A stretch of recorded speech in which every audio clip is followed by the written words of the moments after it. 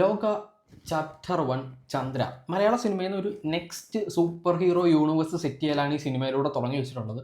Fair productions ആണ് ഈ cinema, അതായത് ദുൽഖറിൻ്റെ പ്രൊഡക്ഷൻ കമ്പനിയാണ് സിനിമ പ്രൊഡ്യൂസ് ചെയ്തിട്ടുള്ളത്. ഡൊമിനിക് അരുണാണ് സിനിമയുടെ ഡയറക്ടറിനെ പറ്റി എടുത്തു പറയണം. ഡയറക്ടറിൻ്റെ കുറേ കിട്ടുന്ന സാധനങ്ങൾ ഈ സിനിമയിലുണ്ട്. കല്യാണിയാണ് സിനിമയിലെ നായിക. ഒരു ഫീമെയിൽ ഓറിയൻറ്റഡ് സിനിമയാണ്.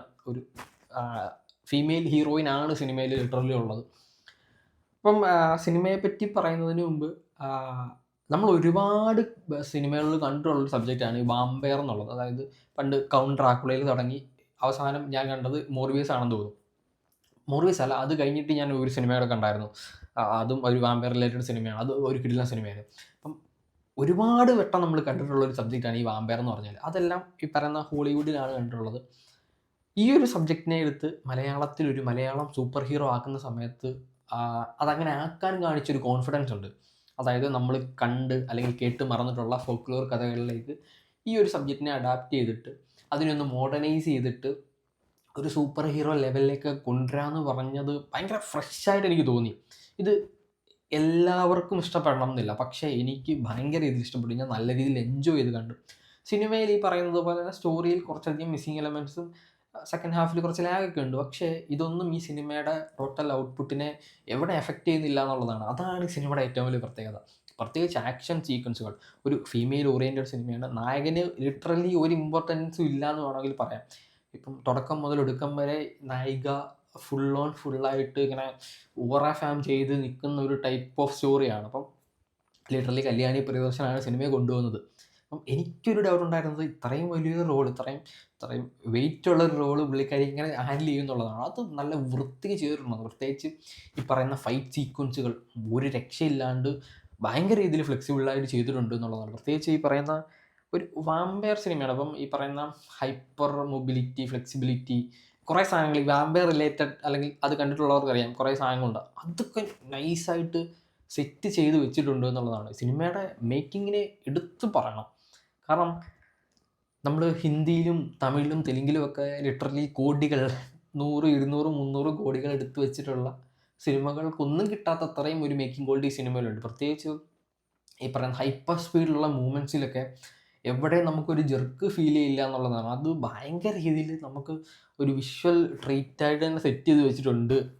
എനിക്ക് കണ്ട സമയത്ത് ഇത് 3Dയും കൂടെ ആയിരുന്നുണ്ടെങ്കിൽ സിനിമ കുറച്ചും കൂടെ നൈസ് ആയേനെ എന്നൊരു തോന്നൽ എനിക്കുണ്ടായിരുന്നു. ബാക്കി വെച്ച് നോക്കുകയാണെന്നുണ്ടെങ്കിൽ നൈസായിട്ട് സാധനം സെറ്റ് ചെയ്ത് വെച്ചിട്ടുണ്ട്. പിന്നെ കല്യാണിയുടെ ചൈൽഡ്ഹുഡ് അഭിനയിച്ചൊരു കുട്ടിയുണ്ട്, ഒരു രക്ഷയില്ല. ആ കുട്ടിക്കൊരു ഫൈറ്റ് സീനുണ്ട് ഒരു കാട്ടിൽ വെച്ചിട്ടുള്ള. മാൻ, വേറെ റേഞ്ച് എന്ന് വെച്ചാൽ വേറെ റേഞ്ചിൽ ചെയ്തിട്ടുണ്ട് ആ ഒരു ഫൈറ്റ് സീക്വൻസ്. പിന്നെ ഈ പറയുന്ന സാൻഡി മാസ്റ്റർ ഒരു മെയിൻ വില്ലനായിട്ട് തന്നെയാണ്. സാൻഡി മാസ്റ്റർ നമുക്കറിയാം, ആ ഒരു ഈവിൾ സ്മൈലൊക്കെ ഉണ്ടല്ലോ, അതൊക്കെ ഈ സിനിമയിലും ഉണ്ട്. പിന്നെ നസ്ലിൻ, പിന്നെ അരുൺ കുര്യൻ അല്ലാണ്, പിന്നെ ചന്തു സലീം കുമാർ വിറ്റാണ് കേട്ടോ. ഒരു കോമഡി റോളാണ്. ലിറ്ററലി ഈ പറയുന്ന നായകൻ്റെ ഗ്യാങ് എന്ന് പറഞ്ഞാൽ പ്രത്യേകിച്ച് പവർ സിനിമയുടെ ഈ ഒരു മെയിൻ സ്റ്റോറിയുമായിട്ട് പ്രത്യേകിച്ച് ഒരു റോളും ഇല്ല. ഒരു സൈഡ് റോള് എന്നൊക്കെ വേണമെങ്കിൽ പറയാം. ഫുൾ ഇമ്പോർട്ടൻറ്റ് കല്യാണി പ്രിയദർശൻ്റെ ആ ഒരു ക്യാരക്ടറിനാണ്. അത് നല്ല വൃത്തിക്ക് തന്നെ സെറ്റ് ചെയ്ത് വെച്ചിട്ടുണ്ട്. ഇനി വരാൻ പോകുന്ന സിനിമകൾ എന്തായിരിക്കും, എങ്ങനെയായിരിക്കും എന്നറിയാനായിട്ടുള്ള അല്ലെങ്കിൽ ആ സാധനങ്ങളൊക്കെ ഈ സിനിമയിലുണ്ട്. പിന്നെ ക്യാമിയോസ്, 3 ക്യാമിയോസ് ആണുള്ളത്. പേര് ഞാൻ പറയണ്ട, ഓൾറെഡി നിങ്ങൾ അറിഞ്ഞു കാണുമായിരിക്കും. കാരണം ഇതിൻ്റെ സെൻസർ സർട്ടിഫിക്കറ്റിൻ്റെ അകത്തുണ്ടായിരുന്നു ക്യാമിയോസ് എന്ന് പറഞ്ഞിട്ട്. ആ ഒരു സാധനം നമുക്ക് സർപ്രൈസിങ് ആയിട്ട് കിട്ടിയിരുന്നുണ്ടെങ്കിൽ കുറച്ചും കൂടെ നന്നായേനെ. അത് തിയേറ്ററിൽ സർപ്രൈസായിട്ട് കാണുന്ന സമയത്ത് ഒരു പഞ്ച് കിട്ടിയേനെ. ഇല്ലെന്നല്ല പറയുന്നത്, പക്ഷേ കുറച്ചും കൂടെ നന്നായിരുന്നു. നമുക്കറിയാം ഇവർ വരും എന്നുള്ളത്. അതറിയാണ്ട് കണ്ടിരുന്നെന്നുണ്ടെങ്കിൽ നൈസായേനെ. അതിൽ ഇനി പറയുന്ന ഈ യക്ഷി, ചാത്തൻ, മാടൻ, ആ ഒരു കണ്ടൻ്റ് ആയിരിക്കും ഇനി വരുന്ന സിനിമകളിലെല്ലാം കാണുക. നമ്മൾ ഇതേ സബ്ജക്റ്റിൽ കണ്ടിട്ടുണ്ട്.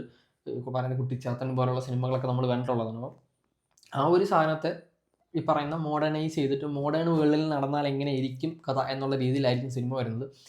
ഇനി വരാൻ പോകുന്ന സിനിമ നൈസായിരിക്കും. അതിൽ ഈ സിനിമയുമായിട്ട് കണക്ഷൻ കാണും, കണ്ടിന്യൂഷൻ കാണും. ഇവരൊരു വേൾഡ് സെറ്റ് ചെയ്യാനാണ് ശ്രമിക്കുന്നത്. അതായത് ഈ പറയുന്ന ഈ സൂപ്പർ നാച്ചുറൽ പവേഴ്സ് ഉള്ള അല്ലെങ്കിൽ സൂപ്പർ നാച്ചുറൽ പവേഴ്സ് ഉള്ള എല്ലാവരെയും കൂടെ ഒരു വേൾഡിൽ സെറ്റ് ചെയ്യാനും ഒരു അവഞ്ചേഴ്സ് ലെവൽ സെറ്റപ്പ് എന്നൊക്കെ നമ്മൾ വേണമെങ്കിൽ പറയാം. ഒരു പ്രോപ്പർ യൂണിവേഴ്സ് സെറ്റ് ചെയ്യാനായിട്ടാണ് ശ്രമിക്കുന്നതെന്നാണ് എനിക്ക് തോന്നുന്നത്.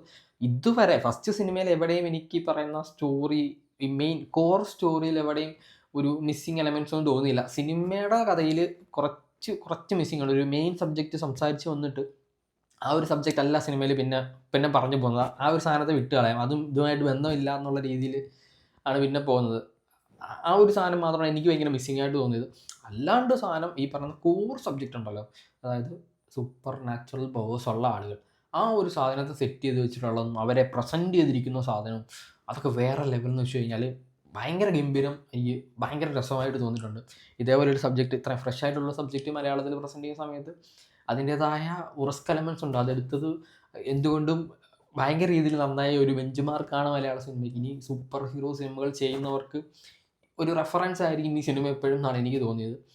ഇനിയും സിനിമകൾ വരാനായിട്ടുണ്ട് ഈ ഒരു യൂണിവേഴ്സിൽ നിന്നിട്ട്. പല സിനിമകളുടെ ഒറിജിൻ സ്റ്റോറീസ്, അതായത് നമ്മളിപ്പം പറയുന്ന ചന്ദ്ര എന്ന് പറയുന്ന ക്യാരക്ടറിൻ്റെ ഒറിജിൻ സ്റ്റോറി അല്ലെങ്കിൽ സ്റ്റോറിയാണ് കണ്ടത്.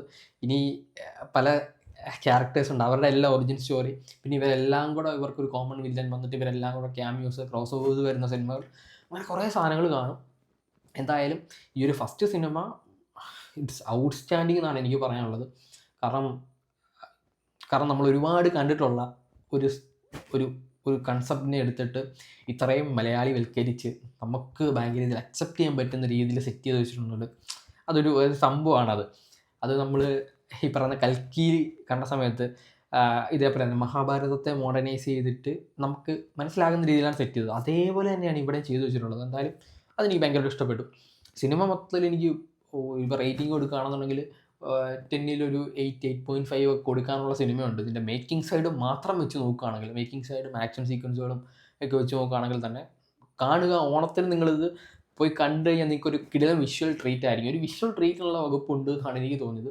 ആരെങ്കിലും കണ്ടിട്ടുണ്ടെന്നുണ്ടെങ്കിൽ നിങ്ങൾ കമൻറ്റ് ചെയ്യുക, നിങ്ങൾക്ക് ഈ സിനിമ കണ്ടപ്പം എന്താണ് ഫീൽ ചെയ്യുക എന്നുള്ളത്. അപ്പോൾ അതാണ് ലോക ചാപ്റ്റർ 1 ചന്ദ്ര.